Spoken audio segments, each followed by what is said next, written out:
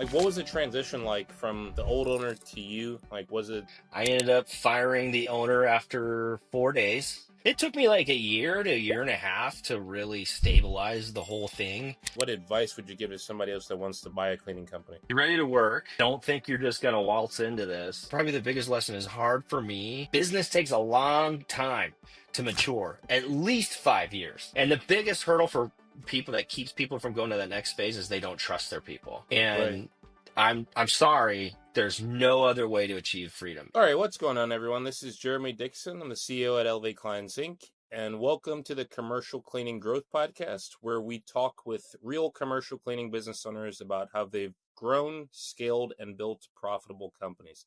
Today, we have Justin Lee out of Elite Commercial Cleaning in Kalispell, Montana. We've known each other for a while, and he's built a solid operation that's growing fast. So I wanted to bring him on and talk today. So, Justin, I appreciate you being here.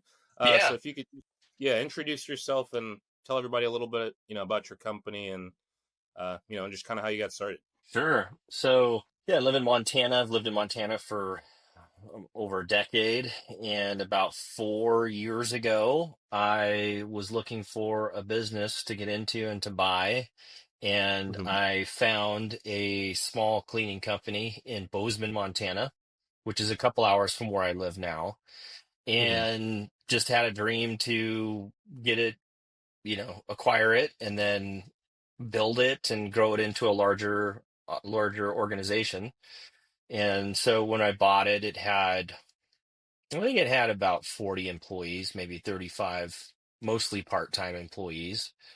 And over the last 4 years, we've had a lot of ups and downs, but we've pretty much tripled the company at this point. So we're at almost 100 employees and, continuing to grow. Our operations obviously a lot larger now, and I've brought in help to help manage and run the organization, and it's been a lot of work, but very rewarding. So Awesome. yeah. So for you, I mean, for a lot of people, it's different. A lot of people are buying companies or building them from scratch, but you bought yours. So I guess, how'd you find it in the first place? Yeah, that's a great question. So I actually started a company from scratch prior to Mm-hmm. buying this company. My wife was a physical therapist, and her and I started just a tiny little operation. And within a couple years, we actually grew that. We grew that business to multiple locations, Mm-hmm. again in Montana. And we ended up merging with a larger equity-backed organization. Mm-hmm. And so that went well. I had that for numerous years, and then we decided to exit out of that. And Mm-hmm. so when we completely exited, a nice successful exit, that's when I was kind of planning the next, what are we going to do? And I didn't want to do another startup because that was a lot of work. And Mm-hmm. so in Montana, I wanted to stay in Montana. Of course, my kids are here, family, all of that. So at the time, it was kind of slim pickings. So there weren't very many businesses for sale. And the ones that were, I did the research and I really liked the commercial cleaning business model and felt like that was something that um, I could scale, or was scalable. I don't know about easy. I don't think anything's easy to scale, but scalable. Definitely. And, in this particular case, commercial cleaning has recurring revenue, contractual revenue, which I really like the idea and I still do. It's a great feature of this industry. So, yeah. Like, what was the transition like from the old owner to you? Like, was it smooth, or did you have to fire a bunch of people, or how was that? It was horrible. It was one of the worst experiences I've ever been through. I ended up firing the owner after 4 days. Um, it was a really bad experience, and I certainly questioned my life choices early on. Everyone presents their business as a well-oiled machine, and it's making money, and blah blah blah. There's no issues. I've bought a couple companies now, and I know that every deal you buy is gonna have an issue with it. It's gonna be hard. Mm-hmm. And got in there, bought it, wrote this large check to this owner, and then she hands me a cleaning caddy and says, "We're down like 12 people, so you gotta clean tonight." So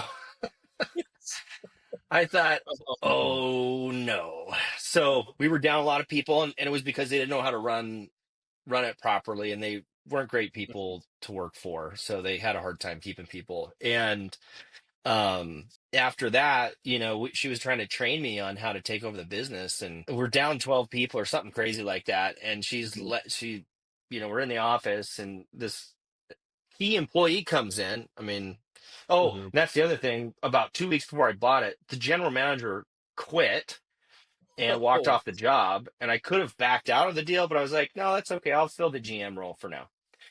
So another key, fast forward to where we're at, another key employee quits, and the old manager says, okay, fine, whatever, just leave. I was like, whoa, mhm. whoa, whoa, time out, time out. I was like, first of all, please don't go anywhere, to the employee that was leaving. She was the key employee. And so then the owner got into an argument with me, and I just said, I think it's time for you to leave. So we parted ways. And I ended up working with that key employee, and she ended up staying on for several more years, actually. And she was actually the one that trained the owner how to run, because she had been with the company for years. So Mhm. really felt like I was digging out of a hole. I was working 7 days a week. I was cleaning for Mhm. about 8 hours a day. And I was also trying to run the company and bring on bookkeepers and get all this stuff going. It was a wild mess. It was a dumpster fire. So it took me it took me like a year to a year and a half to really stabilize the whole thing. And I really Mhm. couldn't grow until that was done. So I've only been growing for like the last 2.5 years. So, Mhm. very quickly though, we brought on some really good employees. They're still with me all these years later. Basically from my day one, I still have a key manager, several key managers. In fact, my president of the company right now, who she runs the bulk of the operations, she started with me on day one as well. And so I was able to retain some really good people. Okay. So that Yeah, was I the guess. experience. Yeah, that's a heck of an experience. Uh, Yeah, it was a I mean, nightmare. yeah, I guess I was gonna ask you, did you get any, were there any good systems that you got from the previous owner? But it sounds like you probably rebuilt most of anything she had from scratch. I mean, I pretty much redid everything. There's little things like their supervisors, which would inspect and also fill in. They weren't assigned areas or buildings at all. So managers would come Mhm. in and just have totally random buildings at that night. And so no one had any accountability. And so I changed that. The one thing they did do is they ran a really financially tight operation. I mean, they would not spend anything. So, Mhm. and I mean, it was kind of an issue actually, because there was equipment. Oh, that's the other thing. So I ended up having to buy all this equipment right off the bat. So they kind of left me with that. There was all these vacuums that needed to be fixed or replaced. So, um, yeah. Gotcha. Yeah. Okay. Well, I guess just with your experience, what would you say to somebody else, or what advice would you give to somebody else that wants to buy a cleaning company? You're ready to work. Um, don't think you're just going to waltz into this. I mean, if you started from the ground up, it's still going to be hard, but you'll get to pace yourself. I got in, I had to hit the ground running from day one. Hmm. Either way, though, whether you start it from the bottom or whether you jump into it, it's going to be a lot of work until you get to an economy of scale. You don't have to wear every single hat because it's hard when Right. you got to do accounting and marketing and then go clean an account and all of that. So, um, Hmm. I would say just get ready to work. Always, you'll come to find out that your employees are your greatest asset. You'll learn to treat them very well. There is a lot of turnover, just the nature of the beast. I think it was like industry standards, like 300% turnover. I mean, it's really, really high.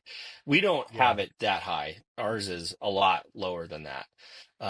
Maybe 50% turnover. So, we just really take care of our people. We don't give them a hard time if they need time off. We're just very supportive. So, but utilize your Fine. people, appreciate your people. Okay. Well, how do you find good people? That's another question. Yeah, I mean it's hard. You're gonna interview about 200 people per position you need to fill. It's just a hard role to fill. I used to own a physical therapy company, and we used to hire doctors, PT doctors. And that was a completely different beast. You wouldn't interview as many. It was hard to have them come in, but you wouldn't interview as many, but it was easier to find in that sense. Whereas Mm-hmm. in janitorial, you're just like flying through. And over time, there's going to be some people that stick with you. We've got cleaners that have been with us for years and years. That's why our retention has gotten a lot better because we take care of them. We just, we treat them like human beings. We don't talk down to them. We don't, we have competitors in the space and they are always hiring like crazy. And it's because they just don't treat their people well. They're just like, you're the employee, go do it. And it's like, well, I've worked, 12 hours today. Well, that's just the way it goes. And it's like, we'll go 12 hours. Whoa, that's not good. Like, we need to fix that. So just be about your people is probably Right. the biggest thing. I mean, obviously, every state's different, so anybody watching, they're gonna have different goals, I guess. But what? How do you go about motivating them monetarily? I mean, do you do any type of performance or incentive based bonuses or anything like that, or how do you handle it? Pay really, we're competitive on pay. Mm-hmm. We're definitely not the lowest. We're not the highest either. I know that there's some like specialty cleaners out there that are paying, several dollars over probably market rate. I would say, for those who do stick around, we tend to be definitely more generous about things. There's been times where people are like, hey, I don't have any gas coming to work. It's like, hey, we'll just buy you, uh, a gas stipend. And we do a lot of gas stipends for our senior people. So already. Okay. So yeah, I mean, once they've stuck around for a while, we definitely, we throw in bonuses here and there and yeah, do Mm-hmm. that sort of thing. So, for you, I mean, since you took over, I know you're running a business before, but this is a different type of business. So, Yeah. would you say, yeah, how would you say your leadership style is when it comes to running your company? So in this industry, it's a lot different. So Mm-hmm. probably the biggest thing is that it's remote. It's remote work, but it's not like video remote. So, Right. so to give you examples, I've got, let's just say 80 part-time employees. Mm-hmm. And we're spread across 5 locations all across Montana. The farthest location between Tri-Cities, Washington, and Billings, Montana, that's probably a 15-hour drive. Oh. So, there's really no way that I'm able to visit every employee. I'm just not. It's just not possible. So there's employees that I've never even met. I don't even know who Mm-hmm. they are. So Right. really, the leadership really changes to more of like communication and vision to your next tier leaders. So, our president, communicating with her, our general managers, we have several general managers, and then those GMs have supervisors. And so I really keep in communication with them. So it's really important to communicate your vision, your style. Now, I do travel and I do show up and I do make sure that stuff is getting done and that, Mm-hmm. our culture is being propagated throughout the company, which is taking care of people, working hard for the client. Um, so yeah, the leadership's more communicative. It's Mm-hmm. definitely just it's more like, hey, is this getting done and that and follow up. So, but you're not out now, I do have some friends who own really big, 8-digit companies and have one Mm-hmm. location and it's in a big city. So they are able to see a lot of their people. But even then they'd probably have like 200 locations, buildings they'd have to go to. So even then they wouldn't be able to. So Right. At least not everybody. I yeah, get that. Yeah. yeah. Okay. So when you first took over, were new leads and contracts already coming in, or did you have to create a new sales system? We in Bozeman, we had a pretty good name already, and that helped. That's part of the reason why I did buy it. Hmm. But it would like trickle in. So there was some contracts coming in, but I really wanted to be more aggressive. So, I tried to encourage the GMs to go out and to meet people, you know, get involved with networking groups, that sort of thing. That seems to help, a decent piece. But really, the biggest thing for me is because I'm spread out all across Montana, we really have to advertise and we have to do good SEO. That's our biggest thing is SEO. Then, of course, an email drip campaign has been very successful for us. In fact, almost too successful in some ways because I can't keep up with the growth. So, but yeah, utilizing your company for the marketing help with the email, and just getting leads that's probably the biggest, by far the biggest, jump or like improvement that I saw from a marketing standpoint. Okay. So I guess for you, I mean, it is also different since you're not the one going and doing walkthroughs. Like you're not out there visiting the right. So how does that work for you? Or what's the structure like? So new Yeah. lead comes, yeah, what happens after that? Yeah, so I very quickly, I mean, I will do some walkthroughs, like on big walkthroughs. If we're getting a Hmm. $10,000 a month client, I'll drive. I'll go there and in fact, we just like a month ago, we went and visited a car dealership that had multiple locations. So I was there for that to kind of help like close that deal, if you will. So in the big ones I will, but for the most part, we've got a good bid system down, and it's training, but we try to extrapolate as much scientific data, if you will, by using Hmm. calculators. How many chairs, how many sinks. That's how we do it.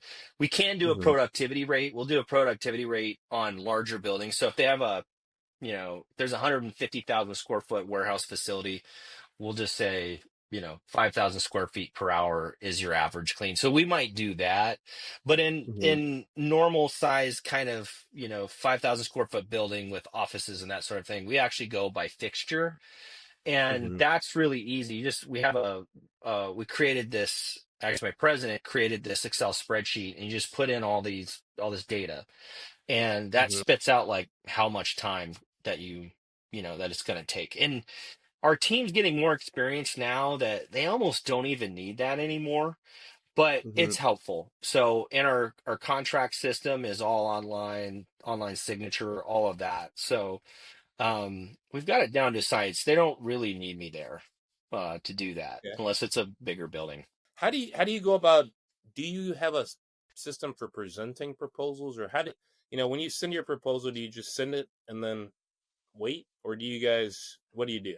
There's certainly a sales process. There's certainly some sales psychology in this. Hmm. So it really starts with the on-site bid, and this is hard to train people into because not everybody's into sales or whatever. And I don't really like to call it that because it kind of freaks people out. But you're trying to communicate and help the client. So really, when you're on site, you're trying to manage expectations. So you want to try and find out budget, all of that. If you suspect like they have no idea what's going on, usually people are surprised by how much commercial cleaning costs. Hmm. Um, but then when you break it down, then it's like, oh, I guess it's not that expensive. But so you try and Hmm. partner with the client to make sure they're like, well, we want our walls cleaned every day. And it's like, okay, time out. We can do that, but you don't want to pay for that and you don't need that. So you really partner with them to walk through that process. And then, price is kind of the big thing. If we think it's going to be some sticker shock, we'll try and get that out on site actually. So it's like, hey, Hmm. this is going to be $10,000 a month. And you watch their reaction, if they're like, oh, okay, all right. Then you're like, okay, it's fine. I'm going to send you a proposal over. If it's $10,000 a month, they're like, oh my, what? For cleaning 10,000? You're like, all right, well, let me see what I can do, and then I'll send you a proposal over. So, and then we use a method called or a program called Method CRM. It's a CRM with a Yeah. proposal system baked into it that they can electronically sign. So that's the thing, big thing for us is we've had to go fully electronic because we are spread out. We didn't want people like scanning paperwork and upload like we wanted Right. everything electronic. So that's what we did. So we will email it to the client. They'll get a nice looking proposal in their email that they can log Mhm. into. And so it's been very successful for us. So what type of contracts or facilities would you say have turned out to be the most profitable for you guys? Yeah, that's a good question. I mean, honestly, the most profitable right off the top are common areas in living, like apartments and stuff. Those pay Hmm. really well, really, really well. They're usually smaller accounts, but the productivity or the ROI is really good. Mhm. Warehousing seems to be pretty good. Medical is always great. Um, Mhm. yeah, I mean, that's the thing about commercial cleaning. There's not much that you can't get a good margin out of. You're not getting 50% net margin out of it. You're not getting that. But Mhm. you get a solid 15-20% margin on a lot of these accounts. So, and the beauty of it for a while, maybe not so much now, the market shifts. But if Mhm. you didn't want to take a client because you knew they're going to be really difficult, which is actually kind of important because if they're rude and they yell at your people all the time and you have a hard time keeping that position filled, that you don't even want to mess with that. Right. Or if they're going to be super picky and call you in every single day, it's like, I don't want to take this client. So you can be kind of choosy too. I mean, we've gone that way. Not every client's a good fit for us, Yeah. and that's okay. So we Yeah. want to grow. We want to respect everybody. We would love to take everybody on, but there's been some times where it's like, this is not going to be a good fit for us. Mhm. And the other thing too is like, commercial cleaning or excuse me, post-construction cleaning has not been a great fit for us either. So Hmm. we turn those jobs down. We just have a hard time. It's so sporadic, and then you got to pull people off a job, and it's a lot. So you got to Right. find out what your team can handle really well. And for us, it's just routine, general janitorial. We do that well. Makes sense. I mean, actually, I just made a LinkedIn post about how you don't want to just take any client just because they're there, because some clients aren't worth, they're just not worth the money. It's just not worth it. So, makes Well, sense. I mean, yeah, and they can damage your reputation too. I mean, Mhm. that's another thing. Bad clients are really bad. They're bad clients. I mean, Right. they're gonna burn your team out. They're gonna upset your management.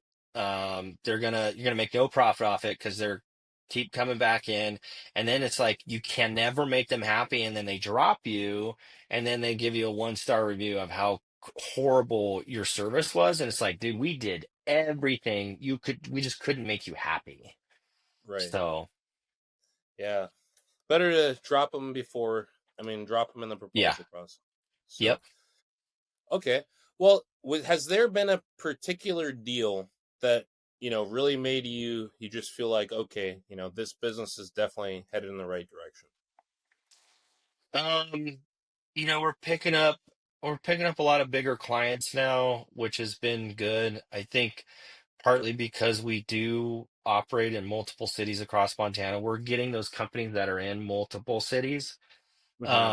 And that's worked to our advantage. And I think that's really starting to develop this year.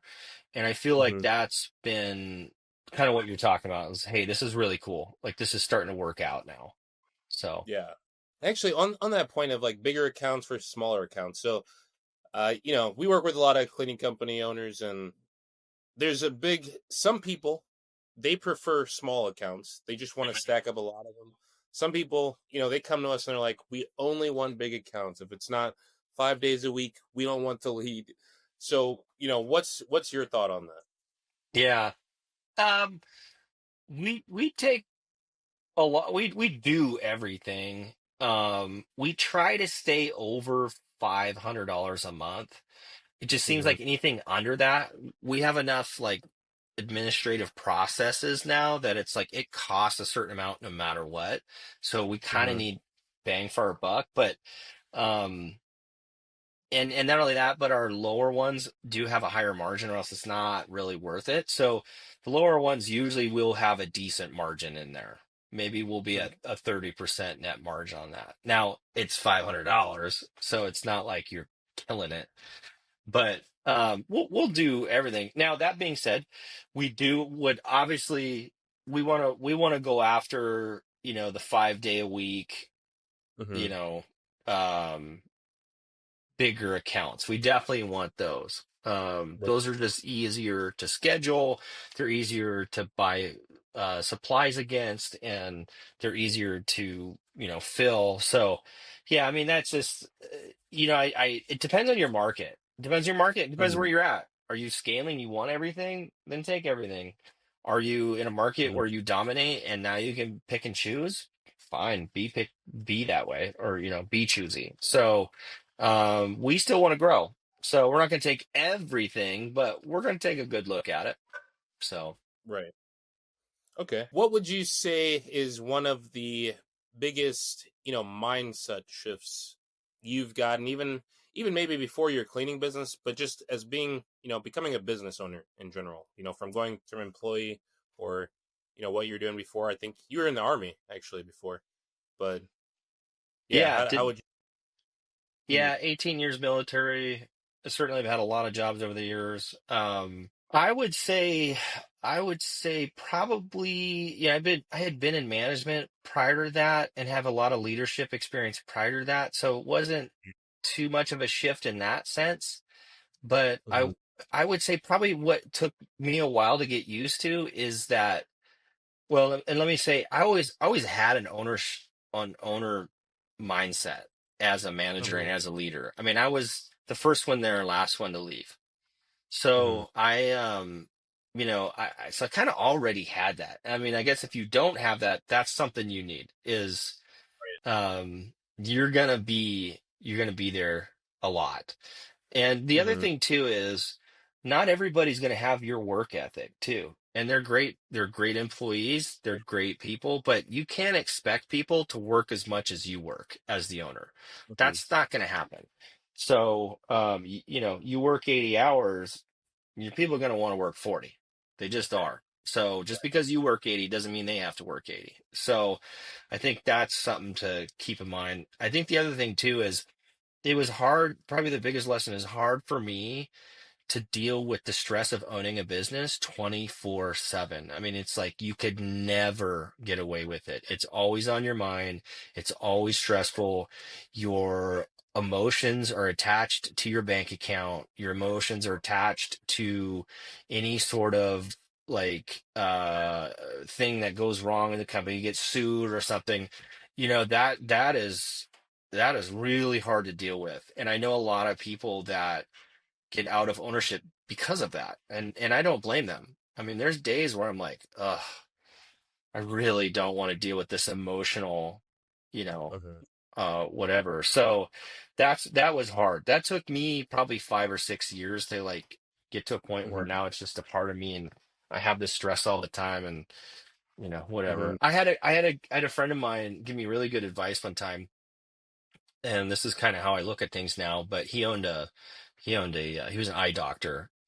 And Mhm. he told me one time, he said, Justin, he's like, when there's money in the company, in the business, he's like, I look at that as like monopoly money. I don't look at it as my money until it hits my bank account. And when it hits my bank account, then it's my money. And that was like so helpful for me to like emotionally detach Mhm. from, the business bank account, because you're going to go through some really wild stuff. Now it's still stressful, but it's not as like, oh, it's not so like Mhm. intense. So, Right. Well, what keeps you motivated, I guess, day to day now? yeah, I mean, the one thing that the owning a business does give you is freedom. And Mhm. the level of freedom is unparalleled once you get out of the stage of not having freedom. Mhm. And that's hard to Exactly. do. That's really hard Yeah. to do. So there is a point in the beginning and at certain stages where you don't have any freedom. The business owns you. And you have to be really aware of like what do I need to do to get past Hmm. this next hurdle. And the biggest hurdle for people that keeps people from going to that next phase is they don't trust their people. Right. And I'm sorry, there's no other way to achieve freedom. And I'm not saying you have to give them the keys to everything. I'm just saying you have to have people who you trust. And that's hard. Hmm. You're going to go through some people before you hit that, and you're going to, you can take some shots. So, but once you kind of do that, um, and then you take care of them, it's Hmm. great. I mean, now you've got tons of freedom. I mean, I pick and choose what I want to do now. So, Right. um, yeah, Awesome. Yeah. I mean, I agree with that because obviously, Anton, who works with me, and if it wasn't for him, I mean, yeah, I would have a totally different life. So, yeah. yeah, it's like you got to I, have I, somebody. yeah, I know a lot of business owners are just like, I hate my employees, and I'm like, well, you're never gonna get to a certain size because not with that attitude. So, Yeah, um, impossible. yeah, they're like, I can't trust anybody, and it's like, I look at them and go, like, what's wrong with you? Maybe you're the one who's not trustworthy. Maybe that's why. So you're gaslighting everybody. Hmm. Okay, and yeah, let's kind of look to the future here. So, you've already 3x the business. You bought it 5 years ago, 3x the Yeah. business. Where do you want to go from here? I took some this year, last year and this year, I took some really big swings, like a swing for the fence type of deal. And I got Hmm. I got bit pretty hard this year. I did some big floor jobs that took weeks to do, and then I didn't get paid for months. And we had some six-figure payouts that were my costs, and the money didn't come in right away, and in fact it took a long time, and that set me back quite a bit. So looking at it strategically, this next year is just a re R&R, rest and refit for the team, because my team took a big hit on just a lot of stress. I promised them, I'm Hmm. like, we're gonna chill, don't worry, we're just going to do Hmm. what we do, and we're going to do it well. And so really this year is just chill and build up the war chest and get better, because every year you get better. And that's how I look at it. So we'll continue to grow, and we have already. We are growing, but it's more like natural kind of growth, and just Hmm. get better at attrition. You're always going to lose some accounts in commercial cleaning. They all of them hurt, no matter why. But Right. but still getting better at that. Um, and then, so probably in 2 years, we'll look at maybe another acquisition, or, maybe another marketing push, or, something to that degree. But, you're going to make mistakes in trying to grow your business. And I definitely made some this year. I Hmm. should not have extended ourselves as much as I did. We learned a Hmm. lot, though. I mean, our team learned a lot. Like, we're never doing this again, or hey, we're gonna do it this way. So, it's all good. It's all learning, and it's all getting better. So yeah, I'd say probably in the next year or two, we're gonna chill. We're just gonna chill. Okay, makes sense. Are there any final words of advice or wisdom you have for somebody, maybe just starting out, or they're just at 10,000 a month, for example? Any final, like, yeah, words of advice for them? Yeah, it gets better. It's hard, especially the 10K month. It's hard. It's really hard. You're wearing every single hat plus cleaning. But Hmm.